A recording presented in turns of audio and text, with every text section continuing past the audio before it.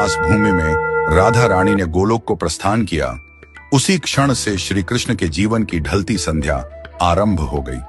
उनके जीवन की सबसे गहरी पीड़ा राधा का विरह थी, पर यह उनकी एकमात्र पीड़ा नहीं थी। एक और श्राप था जिसने उनके जीवन का अंतिम अध्याय लिख दिया। महाभारत का युद्ध समाप्त हो चुका था। कुरुक्षेत्र की भूमि पर केवल राख और रक्त शेष रह गया था। गांधारी अपने 100 पुत्रों की मृत्यु के पश्चात उनके जले हुए शवों के बीच पहुंची। उसका दुख और क्रोध अवर्णनीय था। उसे स्मरण था कि श्री कृष्ण इस महाविनाश को रोक सकते थे, एक मुस्कान में इस युद्ध को टाल सकते थे, परंतु उन्होंने धर्म की स्थापना के लिए अधर्म का अंत होने दिया, चाहे वह मूल्य किसी मां के 100 पुत्र ही क्यों न हो। पीड़ा से भरी गांधारी ने श्री कृष्ण को देखा, आंखों में आंसू और वाणी में आग लिए बोली, हे वासुदेव, आप सब कुछ जानने वाले थे, फिर भी आपने मेरे 100 पुत्र मरने दिए। आप युद्ध रोक सकते थे, पर आप केवल तमाशा देखते रहे। आज मेरी ममता का श्राप आपको भी छुएगा। जैसे मेरा वंश समाप्त हुआ, वैसे ही आपका यदुवंश भी नष्ट होगा और आप अपनी मृत्यु अकेले अपनों से बिछुड़कर एक तीर की पीड़ा में अनुभव करेंगे। श्री कृष्ण ने गांधारी का श्राप शांत मन से स्वीकार किया, क्योंकि वह जानते थे यह भी उसी लीला का भाग है। जिस न्याय को वह लेकर आए थे, उसी न्याय की अग्नि अब उनके अपने कुल को भस्म करेगी। गांधारी का श्राप, राधा का वियोग और यदुवंश का अंत, यही वह अंतिम चरण था जिसने श्री कृष्ण के मानवीय रूप को सबसे गहरे दुख से भर दिया। त्रेता युग का वचन। त्रेता युग में श्री राम रावण वध कर अयोध्या लौटे। राम राज्य की स्थापना के बाद एक संध्या को अयोध्या के समीप एक तपस्वी राक्षस आया। नाम था जरासुर। वह युद्ध नहीं चाहता था, केवल एक प्रश्न का उत्तर चाहता था।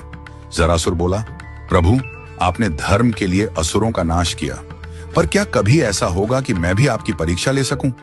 क्या कभी मुझे अवसर मिलेगा कि मैं आपके मार्ग में अंतिम बाधा बन सकूं?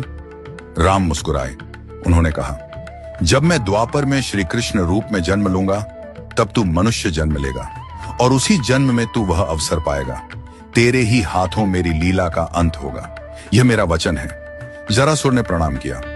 उसे पता नहीं था कि यह वचन युगों बाद एक महान रहस्य का कारण बनेगा। यदुवंश का अंत और अंतिम विरह। समय बदला। द्वापर युग में यह वचन पूरा होने का समय आया। यदुवंश आपसी कलह से नष्ट हो गया। द्वारका उजड़ गई। सब कुछ समाप्त हो चुका था। न सुदर्शन उनके हाथों में रहा, न अर्जुन पास थे, न बलराम, न सुदामा और न ही राधा। अब श्री कृष्ण पूर्णतः अकेले थे। द्वारका से दूर एक शांत वन में एक पीपल के पेड़ के नीचे वे बैठ गए।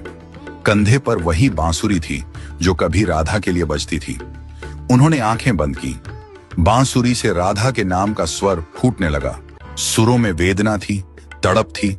राधा गोलोक में बैठी थी। जैसे ही यह स्वर वहां पहुंचा, राधा की आंखों से आंसू बहने लगे। उन्होंने देखा, कृष्ण अकेले हैं। प्रेम का वह ब्रह्म स्वरूप जो संसार को मोह से मुक्त करता है, आज स्वयं विरह में डूबा है। राधा ने हाथ बढ़ाया, पर छू नहीं पाई। गोलोक की रानी भी इस क्षण असहाय हो गई। राधा बोली, प्रभु, अब बस कीजिए, मुझे लौट आने दीजिए। मैं आपकी बांसुरी की धुन बनकर बहूंगी। पर यह अकेलापन सहा नहीं जाता। पर श्री कृष्ण मौन थे। सुर थमते गए। शाम उतर आई। पीपल का पेड़ जो वर्षों से साक्षी था, आज कृष्ण की अंतिम सांस का गवाह बनने जा रहा था। कृष्ण का मन जीवन भर का बोझ याद कर रहा था। जन्म जेल में, मां का स्पर्श भी अधूरा। बचपन राक्षसों के भय में, प्रेम मिला तो साथ नहीं निभा सका। हर अपना युद्ध में खो दिया।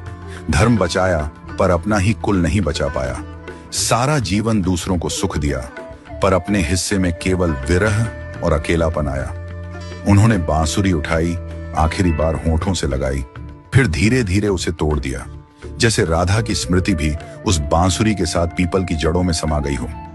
दूर जंगल में शिकारी जर, वही जरासुर का पुनर्जन्म, शिकार ढूंढ रहा था। उसने पीले वस्त्रों की चमक देखी। उसे लगा झाड़ियों में कोई हिरण छिपा है। बिना सोचे बाण चला दिया। वह बाण श्री कृष्ण के पैर में लगा।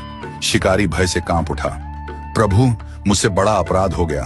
श्री कृष्ण ने शांत स्वर में कहा, उठो जर, तुमने अपना कर्म किया। ये मेरा समय था, तुम केवल निमित्त बने हो। जर रो पड़ा। श्री कृष्ण ने आंखें बंद की। अंतिम श्वास के साथ होंठों से केवल एक शब्द निकला, राधे राधे, और श्री कृष्ण ने अपना नश्वर शरीर त्याग दिया। उनकी लीला पूर्ण हुई।